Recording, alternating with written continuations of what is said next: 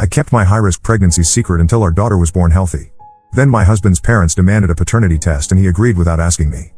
I never expected to be typing this post, but here I am at 2 a.m., unable to sleep with my 3-month-old daughter finally resting beside me. 3 days ago, my husband Tony, 27M, and I, 25F, took our baby to meet his parents for the first time, and what should have been a joyful family gathering turned into the most humiliating moment of my life. His mom looked at our daughter for about 5 minutes before turning to Tony and saying they wanted a paternity test to confirm he was really the father. The worst part? Tony had already agreed to it without even talking to me first. To give some background, Tony and I have been together for 5 years, married for 2. We live about 4 hours away from both our families because Tony is finishing his master's degree in engineering. I work full-time as a dental hygienist at a local practice. We don't see our families often, mostly during holidays or special occasions. My pregnancy was not something we announced to either of our families. This wasn't the plan originally, but at 8 weeks, I started experiencing complications. There were constant bleeds, and every doctor appointment came with warnings and cautions. The stress was overwhelming. After the 3rd bleed sent me to the emergency room, Tony and I made the decision to keep the pregnancy private until our baby arrived safely. The distance from our families made this easier. My small frame also helped. I barely showed until the last 2 months, and even then, a loose sweater was enough to hide it during our brief Christmas visit. I worked until my 8th month, and my scrubs concealed the changes in my body well enough. Tony's family has never liked me. His parents, particularly his mother Susan, thought I was after their money from day one. They come from a wealthy background. Tony's father owns several car dealerships in their hometown.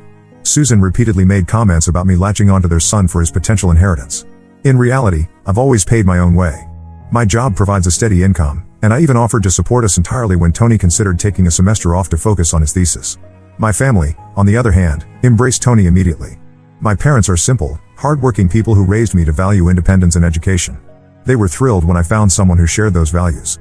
When our daughter Jill was born healthy despite all the complications, we finally shared the news with our families. My parents were overjoyed, immediately planning a visit and sending gifts for their first grandchild. Tony's parents reacted differently. They questioned why we kept it secret, insinuating there must be some ulterior motive. Susan specifically asked Tony if he was sure about everything during a phone call he had on speaker. Last weekend, we decided it was time for Jill to meet her grandparents. We drove to Tony's parents' home on Saturday morning. At first, everything seemed normal. Susan cooed over Jill while Tony's father Thomas asked about my recovery. We sat in their living room, had coffee, and showed them pictures from the hospital.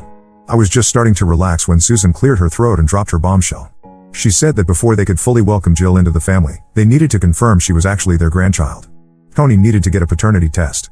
I looked at Tony, expecting him to defend me, to be shocked alongside me. Instead, he nodded and said he'd already told them he would do it. I felt the blood drain from my face. 5 years together, and this was happening. I didn't want to cause a scene in front of his parents, so I simply nodded and excused myself to change Jill's diaper. In the guest bathroom, I splashed cold water on my face and tried to keep myself composed. I've never felt so disrespected in my life. On the long drive home, I couldn't hold back anymore. I asked Tony how he could agree to something like that without even discussing it with me first. He shrugged it off, saying it wasn't a big deal if I had nothing to hide. He explained his parents just needed some reassurance, and it would make everything smoother going forward.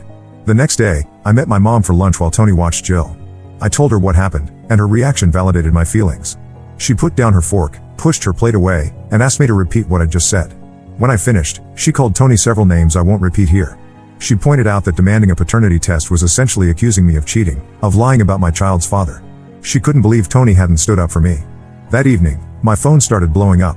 My grandfather called, then my grandmother. Apparently, my mom had told them about the paternity test demand. My grandfather, who has always treated me like his own daughter, was furious. He called Tony directly and told him he was no longer welcome in their home. My grandmother sent a long text about respect and family values.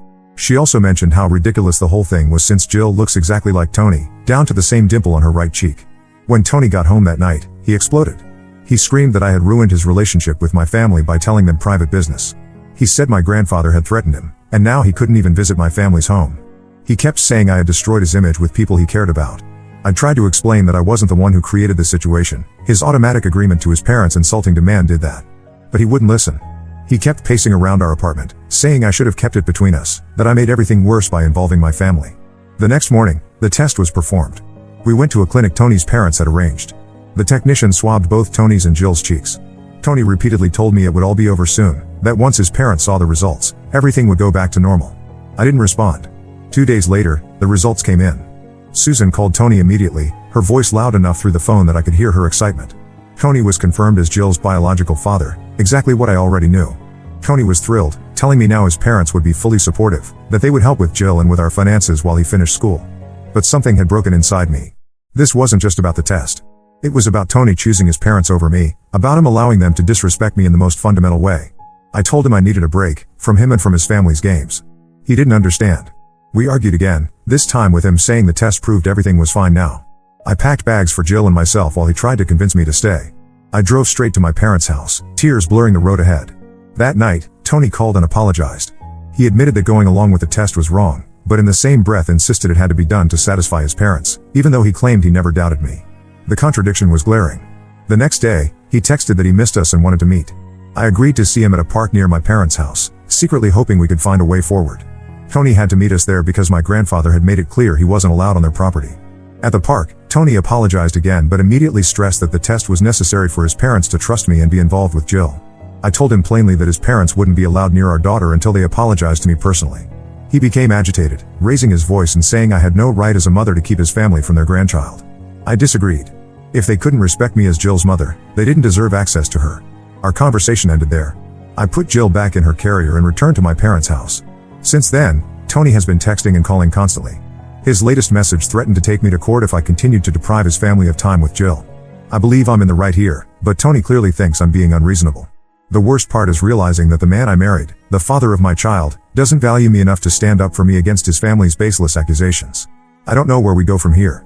Update 1. It's been 2 weeks since my last post, and I'm writing this update from my childhood bedroom, where Jill and I have been staying. First, I want to thank everyone who commented and sent messages of support. Many of you asked about Tony's family's history and why they've always disliked me, so I'll provide some context. Tony's mother Lisa, I used Susan as a pseudonym in my original post but will use Lisa going forward for consistency, has always been difficult. During our first year together, she made numerous comments about my background and career choice. At family dinners, she would ask pointed questions about my salary and student loans, then follow up with remarks about how Tony deserves someone from their circle. According to Tony, Lisa was diagnosed with bipolar disorder years ago but rarely adheres to her treatment plan. More disturbingly, Tony once confided that she was physically abusive during his childhood, particularly when his ADHD symptoms were evident. He described being locked in his room for hours as punishment for being too energetic and receiving harsh physical discipline for minor infractions. These revelations made me extremely cautious about Lisa having unsupervised access to our daughter, even before the paternity test incident. The test demand was essentially the final confirmation that Tony's family would never respect me or my role in his life. As for current developments, the paternity test results came back exactly as expected. Tony is Jill's father. Lisa called him immediately after receiving the report, suddenly eager to be involved in Jill's life. Tony came to my parents' house the next day, expecting me to return home now that everything was cleared up. I explained that the test results didn't fix the fundamental problem. He had allowed his family to disrespect me in a profound way, and he had participated in it. He tried to explain that he depends on his parents financially, they pay his tuition and half our living expenses, and he couldn't afford to upset them. I reminded him that I had previously offered to support us on my salary alone if necessary, but he had refused. After a long conversation on my parents' front porch, he still wasn't allowed inside. We reached a tentative agreement. Tony would see Jill regularly, but I would remain at my parents' house for at least another month while we worked through things. He agreed to attend counseling together, and he promised to speak with his parents about their treatment of me. For a few days, this arrangement seemed to be working. Tony visited every evening after his classes to spend time with Jill. We had our first counseling session scheduled for next week. Then everything fell apart. Last night, Tony didn't show up for his usual visit. After an hour, I texted to check if he was running late. No response. I called, straight to voicemail. Finally, around 10 p.m., I called his friend Michael, thinking they might be studying together for an upcoming exam. Michael sounded uncomfortable on the phone. He hesitated before telling me that Tony wasn't with him, and as far as he knew, Tony had plans to meet someone named Vanessa. Michael quickly added that he thought I knew about it, that it was some group project meeting. I thanked Michael and hung up. 10 minutes later, Tony called back, claiming he'd been at a poker game with friends and his phone had died. When I mentioned speaking with Michael, the line went silent for several seconds. Then Tony admitted he had been meeting with a classmate, but insisted it was just for academic help with his thesis. I didn't believe him. Something in his voice, the hasty explanation, the convenient dead phone excuse, it all felt wrong. I told him I needed space and ended the call. This morning, I received a text from an unknown number. It was a woman claiming to be Vanessa, saying she had been seeing Tony for the past 4 months, since I was 7 months pregnant. She had just discovered he had a wife and baby and felt I deserved to know. She attached screenshots of their text conversations, dating back to December, filled with messages no married man should be sending to another woman. When confronted, Tony initially denied everything, calling Vanessa crazy and obsessed with him. But when I forwarded the screenshots back to him, his story changed. It was just emotional, he claimed, nothing physical. He had been stressed about becoming a father, about his thesis deadline, about money. It didn't mean anything. I asked him to leave me alone. I blocked his number, his email, his social media accounts. My parents have been incredible through all of this, taking shifts with Jill so I can get some sleep. My father installed a security camera at their front door after Tony showed up unannounced yesterday afternoon, demanding to see his daughter. For now, I'm focusing solely on Jill. She's starting to smile more, responding to my voice. My mother says she has my eyes, though everything else is pure Tony. It hurts to see his features in her face, but she's my world now, the one good thing to come from this relationship. I've contacted a lawyer about custody arrangements. The initial consultation is scheduled for next week. I'm not trying to keep Tony from his daughter, but I need formal boundaries in place. The lawyer advised me to document everything, including the paternity test demand and the infidelity. Tony's parents have been calling my parents' house repeatedly. My mother finally answered yesterday and told them in no uncertain terms that they were not welcome to visit and that any communication should go through my attorney going forward. Lisa apparently broke down crying, saying she just wanted to see her granddaughter. My mother reminded her that questioning Jill's paternity wasn't the act of a loving grandmother. I'm not sure what the future holds, but I know I can't go back to Tony. The trust is completely shattered. Between his family's disrespect and his betrayal during my pregnancy, there's nothing left to salvage except a workable co-parenting arrangement for Jill's sake. Update 2. It's been almost a year since my last update, and so much has changed that I hardly know where to begin. Jill just celebrated her first birthday last week. She's walking everywhere, babbling constantly, and has developed quite the personality. She looks more like Tony every day, which is both a blessing and a challenge. After my last post, Tony and I tried to establish a civil co-parenting relationship. He would visit Jill at my parents' house 2 or 3 times a week for a few hours. I stayed in another room during these visits to avoid confrontation. This arrangement worked adequately for about 2 months. Then Tony began pushing for overnight visits. Jill was still exclusively breastfed at that point, and I explained that she needed to be with me during the night. Tony accused me of using breastfeeding as an excuse to limit his time with his daughter. Our carefully constructed civility crumbled. What I didn't share in my previous updates was the full extent of Tony's deception. The woman he was seeing during my pregnancy wasn't the only one. There were at least 3 others according to the evidence that eventually surfaced. While he maintained these were all just emotional connections, messages recovered from his laptop, which he had left at our apartment, suggested otherwise. Around the same time, Tony's academic situation deteriorated. He had missed multiple deadlines for his thesis and skipped several critical exams. In May, he received notice that he was being dismissed from his master's program due to insufficient academic progress. Rather than tell his parents about his academic failure, Tony moved back to their house, claiming he couldn't afford our apartment alone after I left. For weeks, he maintained the pretense of attending classes while actually spending his days at the local library or at friends' apartments. When Lisa eventually discovered the truth about his dismissal from university, she opened his mail. She exploded. According to Tony's tearful phone call to me that night, she called him worthless and lazy, saying she regretted spending money on his education. She gave him 3 days to move out, saying she wouldn't support a failure. The irony wasn't lost on me. The family he had chosen over me, the people whose approval he sought so desperately that he subjected me to a paternity test, had abandoned him at the first sign of imperfection. Despite everything, I felt a pang of sympathy. Tony had nowhere to go. His friends couldn't take him in long term, and his part-time campus job had ended with his dismissal from the program. Against my better judgment, I allowed him to sleep on my parents' couch for 2 nights while he scrambled to find housing. During those 2 days, Tony seemed genuinely remorseful. He spent hours playing with Jill, helping with household chores, and attempting to make amends with my family. My grandfather remained firm in his disapproval, but my parents began to soften slightly. On the 3rd morning, Tony announced he had found a studio apartment he could afford with the money from his final paycheck. He moved out that afternoon after saying goodbye to Jill. For a moment, watching him kiss her forehead, I remembered the man I had fallen in love with years ago. That nostalgic moment was short-lived. The following week, Tony filed for joint custody of Jill, claiming I was alienating him from his daughter. His petition included demands for overnight visitation and decision-making authority regarding her health care and education. The court proceedings dragged on for months. Tony obtained a part-time job at a local retail store but remained financially unstable. His parents refused to help with legal fees or living expenses, still angry about his academic failure. During the custody hearing, the judge ordered Tony to pay child support based on his potential earning capacity rather than his current income. Additionally, the court denied his request for joint custody, citing his unstable living and employment situation.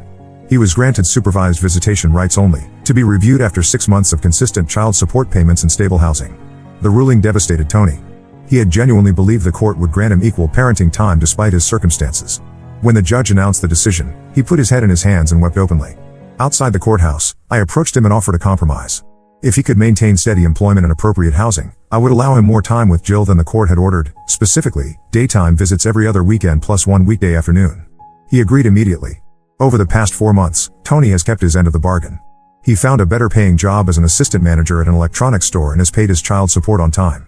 He sees Jill approximately 8 days each month, always returning her to me before evening. His parents have attempted to reconnect several times, sending gifts for Jill's birthday and requesting photos. I've maintained my boundary. They are not welcome in Jill's life until they apologize sincerely for their treatment of me. So far, no apology has been forthcoming. I've moved out of my parents' house and into a small 2-bedroom apartment closer to my workplace. My career has advanced. I was promoted to lead hygienist at my dental practice and have started taking courses toward an eventual degree in dental therapy. The pain of Tony's betrayal still surfaces occasionally, especially during holidays or when Jill reaches new milestones. I find myself wondering how different things might have been if his family had accepted me, if he had stood up for me, if he had been faithful during one of the most vulnerable periods of my life. Update 3. It's been over 2 years since that horrible day when my in-laws demanded a paternity test, and while I never expected to write another update, recent events warrant one final post. Jill is now a bright, chatty 2-year-old who loves dinosaurs and dance parties in the kitchen. She splits her time between my apartment and Tony's place according to our informal arrangement. Daytime visits every other weekend plus 1 or 2 weekdays each month, depending on his work schedule. Though the court granted him only limited supervised visitation, I've allowed more time because Jill genuinely enjoys being with her father, and despite his failings as a husband, Tony has grown into a decent father. 3 months ago, Tony's mother Lisa reached out to me directly for the first time since the paternity test incident. She requested a meeting without Tony present, just the two of us. After considerable thought, I agreed to meet her at a cafe near my workplace. Lisa looked older than I remembered, with new lines around her eyes and mouth. She ordered coffee and sat across from me, hands trembling slightly as she arranged her napkin. For several minutes, she talked about neutral topics, the weather, the cafe's pastries, how quickly children grow. Then she took a deep breath and said something I never expected to hear. She apologized. Not a qualified apology with excuses or deflections, but a straightforward acknowledgement that she had treated me terribly from the beginning of my relationship with Tony. She admitted that her demand for a paternity test was cruel and baseless, motivated by her own issues rather than any genuine concern. Lisa explained that after Tony's academic dismissal and her subsequent rejection of him, she had entered intensive therapy for her bipolar disorder. Through this work, she recognized patterns of controlling and destructive behavior in her relationships, particularly with Tony and by extension, with me. I listened without interrupting. When she finished, I asked the question that had burned in me for years: why had she disliked me so intensely from the start? Lisa admitted it had nothing to do with me personally. Any woman Tony brought home would have received the same treatment. She had never believed anyone was good enough for her son, and she feared losing her influence over him to a romantic partner. While her explanation didn't erase the hurt, it helped me understand that her behavior reflected her own issues rather than any deficiency in me. I told her I appreciated her honesty but needed time to consider whether I was ready to allow her into Jill's life. 2 weeks later, Tony's father Thomas contacted me. Unlike Lisa, he didn't request a meeting. Instead, he sent a handwritten letter acknowledging his role in enabling his wife's behavior and apologizing for not intervening during the paternity test demand. He included a check for a substantial amount, which he described as Jill's education fund with no strings attached. I returned the check with a note explaining that financial gestures couldn't replace respect and boundaries. I needed to see consistent changed behavior before considering any relationship between Jill and her paternal grandparents. Last month, Tony invited me to coffee to discuss Jill's upcoming preschool options. During our conversation, he mentioned that he had been attending therapy regularly for the past year. He didn't elaborate, and I didn't press for details. The change in him was noticeable. He seemed more grounded, less defensive, more willing to listen. As we were leaving, Tony asked if I would consider allowing his parents a brief, supervised visit with Jill for her upcoming birthday. They had continued their therapy, he said, and his relationship with them had improved significantly with clearer boundaries. I promised to think about it. After consulting with my own therapist, yes, I eventually started seeing one despite my initial reluctance. I agreed to a short visit at a neutral location, a local park with playground equipment where Jill would be comfortable. I set strict conditions. The visit would last 1 hour, I would be present the entire time, and at the first sign of inappropriate behavior, we would leave immediately. The visit took place last weekend. Lisa brought a modest, age-appropriate gift for Jill and followed my lead in all interactions. Thomas kept a respectful distance, engaging with Jill only when she approached him. Their behavior was tentative but sincere. Jill, being too and naturally friendly, accepted their attention without reservation. At the end of the hour, Lisa thanked me for the opportunity and asked if another visit might be possible in the future. I told her we would take things one step at a time. Tony and I will never reconcile romantically. Too much damage has been done, too many boundaries crossed. But we have found a workable co-parenting relationship centered on Jill's well-being. He has maintained stable employment and housing for over a year now, and has consistently met his financial obligations for Jill's care. As for me, I completed my dental therapy certification and received a substantial raise at work. My apartment is small but comfortable, with a garden where Jill and I grow strawberries and cherry tomatoes. My parents visit often, and my grandfather, who finally allowed Tony back into his home last Christmas, teaches Jill to play chess despite her limited attention span. Life isn't what I envisioned when Tony and I married, when we decided to have a child together. The path has been harder and lonelier than I ever expected. But watching Jill thrive despite the complicated circumstances of her early life has given me a different kind of satisfaction. I've built a stable, loving home for her, and ultimately, that matters more than the pain of the past. I don't know what the future holds for our unusual family arrangement. The boundaries may shift as Jill grows and as her grandparents continue to demonstrate changed behavior. What I do know is that I've found strength I never knew I possessed, and I'm no longer afraid of standing my ground when necessary or extending grace when appropriate. Thank you to everyone who has followed this journey and offered support along the way. This will be my final update. It's time to focus on moving forward rather than revisiting the past. Now let's move to the next story. Story 2. I found out my wife was having an affair with her boss's son. Her family harassed me to forgive her, but what I did next left everyone speechless. I, 28M, found out my wife, 27F, cheated on me during her work trip abroad.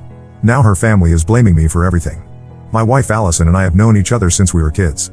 We grew up in the same small town in Ohio, where everyone knew everyone else's business. Our families were close friends, and we often joked that we were destined to end up together. Despite this, we didn't start dating until college. I was always the shy, bookish type, more comfortable with computers than people. Allison, on the other hand, was the life of the party. She was involved in every school club, played on the volleyball team, and seemed to know everyone in town.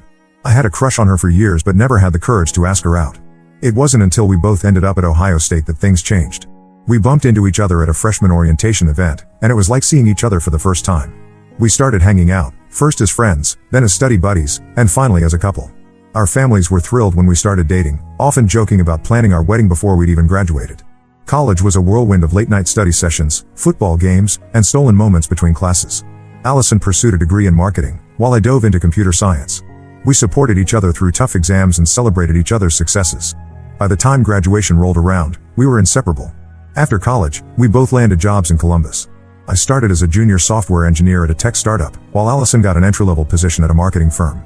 We moved in together, renting a small apartment downtown. Those first few years were tight financially, but we were happy. We'd spend our weekends exploring the city, trying new restaurants, or just curled up on the couch binge-watching TV shows. 3 years after graduation, I proposed.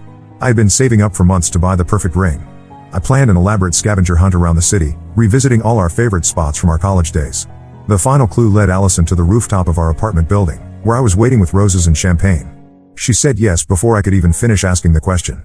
Our wedding was a big affair, as is typical in small-town Ohio. Both of our large extended families attended, along with what felt like half the town. Allison's parents spared no expense, insisting on paying for most of it despite our protests. It was a beautiful day, and I remember thinking that life couldn't get any better. For the first year of our marriage, things were amazing. We both excelled in our careers, and our relationship felt stronger than ever. We started talking about buying a house and starting a family.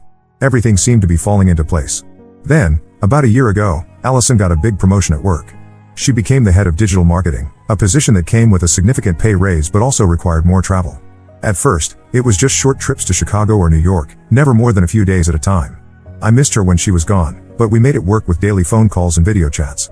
6 months ago, Allison's boss offered her the opportunity to lead a major project in Frankfurt, Germany. It was a 3-month assignment that could potentially lead to even bigger opportunities within the company. Allison was ecstatic about the offer, and I encouraged her to take it. I knew how hard she had worked for this kind of recognition, and I wanted to support her dreams. Before she left, we had a long talk about how we'd manage the long-distance relationship. We promised to video chat every day, no matter how busy we were. We even set up a shared online calendar to keep track of each other's schedules across time zones. I surprised her with a locket containing our wedding photo, telling her to keep it closed when she missed home. The first month of Allison's assignment went well. We talked every day, and she'd excitedly tell me about her work and the new friends she was making on her team. She seemed to be thriving in the international environment. I was proud of her, even if I was a bit lonely back home. As the weeks went on, though, I noticed a change. Our calls became shorter and less frequent. Allison often seemed distracted or tired, brushing off my concerns by saying she was just busy with work. I tried not to worry, focusing instead on my own job and the house renovations we had planned for when she returned. Then I noticed something odd on Allison's Instagram. There was this guy, Mark, who kept appearing in her photos. He was always standing close to Allison, his arm casually draped over her shoulder in group pictures. In one photo, they were alone at a beer garden, raising their steins to the camera with wide smiles. When I asked Allison about Mark during our next call, she got defensive. She said he was just a coworker and accused me of not trusting her. I backed off, not wanting to start an argument when we were so far apart. But the seed of doubt had been planted, and I couldn't shake the feeling that something was off. The last few weeks of Allison's assignment were tense. Our conversations became stilted and awkward. She canceled our calls more often, citing late nights at the office. I found myself checking her social media obsessively, looking for more photos of Mark or any clue about what was really going on. 2 weeks before Allison was due to come home, She called me out of the blue in the middle of the day. Her voice sounded strange, almost guilty.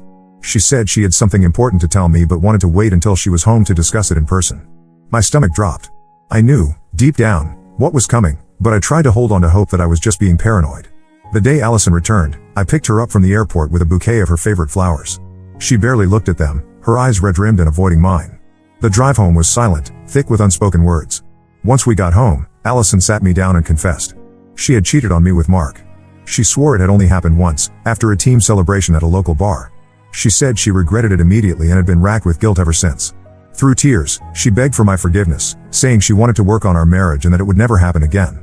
I felt like the ground had disappeared beneath my feet. The woman I had loved since high school, who I thought I knew better than anyone, had betrayed me in the worst way possible. I couldn't even look at her. I asked her to leave, to go stay with her parents while I tried to process everything. The next day, the phone calls started. First, it was Allison's mother. She was livid, accusing me of abandoning her daughter when she needed me most. She said I was being selfish and immature, that a real man would stand by his wife through thick and thin. I tried to explain the situation, but she wouldn't listen. In her eyes, Allison could do no wrong. Then Allison's father called. He took a different approach, trying to appeal to my sense of commitment. He reminded me of how long Allison and I had been together, of all the plans we had made. He suggested that maybe I had driven Allison to cheat by not being attentive enough while she was away. His words stung, making me question if I was somehow to blame for this mess. The harassment didn't stop there. Allison's sister, Emily, who had always been closer to Allison than to me, took to social media. She posted a long rant about the importance of forgiveness in relationships, clearly aimed at me without naming names. Mutual friends started reaching out, some offering support, others urging me to give Allison another chance. My own family was supportive, but they live on the other side of the country and couldn't be here physically. My mom offered to fly out, but I told her I needed some time alone to think. My older brother, who had gone through a divorce a few years back, was the most understanding. He told me to take my time and not let anyone pressure me into a decision I wasn't ready to make. It's been 2 weeks since Allison's confession, and I feel like I'm drowning. Allison keeps calling and texting, alternating between apologies and pleas for another chance. Her family's pressure is relentless. I've had to block several numbers and social media accounts just to get some peace. I find myself replaying our entire relationship in my head, wondering if there were signs I missed. Was I too trusting? Too naive? The rational part of me knows that Allison's actions are not my fault, but it's hard not to question everything. I don't know what to do. Part of me still loves Allison and mourns the future we had planned together. But another part of me knows that I'll never be able to trust her fully again. The thought of her with Mark makes me physically ill. I feel lost and alone, stuck between the life I thought I had and an uncertain future. How do I even begin to move forward from here? Update 1. It's been about a month since my last post, and I wanted to update you all on what's been happening. First, I want to thank everyone for their support and advice. Your words helped me more than you know during this difficult time. After weeks of soul-searching and many sleepless nights, I've decided to end my marriage with Allison. It wasn't an easy decision, but I realized that the trust between us is irreparably broken. It's not just the act of cheating itself, but how she handled it afterwards and how her family reacted that made me realize we can't move past this. When I told Allison about my decision to divorce, she broke down completely. She begged me to reconsider, promising to do anything to save our marriage. She suggested couples therapy, a trial separation, even offered to quit her job and move wherever I wanted. But I stood firm. I realized that staying in this marriage would mean constantly doubting her, always wondering if she was really working late or if she was with someone else. That's not the kind of life I want for myself. Allison's family's reaction was even worse than before. Her mother called me, screaming that I was ruining her daughter's life. She threatened to tell everyone in our hometown that I was abusive, which is absolutely not true, if I went through with the divorce. Her father took a different approach, saying that he always thought I wasn't good enough for Allison and that this proved it. He even implied that he would use his connections in the local business community to make things difficult for me professionally. The harassment from her family became so intense that I had to take legal action. I filed for a restraining order against Allison's mother after she showed up at my workplace, causing a scene in the lobby until security escorted her out. It was humiliating and stressful, to say the least. Amidst all this chaos, I discovered something that made the situation even more complicated. Remember Mark, the guy Allison cheated with? Well, it turns out he wasn't just some random coworker. He's actually the son of one of the executives at Allison's company. This revelation made me question whether Allison's promotion and the assignment in Germany were really based on merit or if there was something else going on. When I confronted Allison about this, she swore she had no idea about Mark's connections when they first got involved. She insisted that their relationship only started during the Germany trip and that her career advancements were solely due to her hard work. But at this point, I don't know what to believe anymore. The situation at Allison's workplace has become a mess. Rumors are flying, and Allison told me she's considering quitting her job because of the hostile environment. Part of me feels bad for her, but another part thinks she brought this on herself. It's a stark contrast to the bright future she thought she was building for herself just a few months ago. As for me, I've been focusing on healing and moving forward. I've started seeing a therapist to help me process all the emotional trauma. It's been helpful to have a neutral party to talk to, someone who can help me navigate my feelings without judgment. I've also been leaning on my friends more than ever before. They've been incredible, offering everything from a shoulder to cry on to help packing up Allison's things. My best friend from college, Jake, even flew in from California to spend a week with me. Having him here, reminiscing about simpler times and reminding me of who I am outside of my marriage, was exactly what I needed. I've started to rediscover old hobbies that I had let fall by the wayside during my marriage. I've joined a local photography club and have been spending weekends exploring the city, camera in hand. It's been therapeutic to look at the world through a new lens, both literally and figuratively. The divorce proceedings are ongoing, and it's been a difficult process. Allison is contesting the divorce, which is making everything take longer and cost more. Her family is still trying to interfere, but my lawyer has been handling their threats and accusations. I'm grateful to have found an attorney who understands the complexities of my situation and is fighting hard for my interests. There are still days when I miss the life I had with Allison. We had a lot of good times together, and sometimes I find myself remembering those moments with a mixture of fondness and sadness. But then I remind myself of her betrayal and how she and her family have behaved since, and I know I'm making the right decision. It's a long road ahead, but I'm taking it one day at a time. I'm looking forward to the day when this is all behind me and I can start a new chapter in my life. For now, I'm focusing on healing, rebuilding, and rediscovering who I am as an individual rather than as half of a couple. Update 2: It's been about 6 months since my last update, and I wanted to share what's been happening. The divorce is finally finalized, and I can't express how relieved I am that it's over. It's been a long, painful process, but I finally feel like I can breathe again. The last few months have been a roller coaster of emotions and legal battles.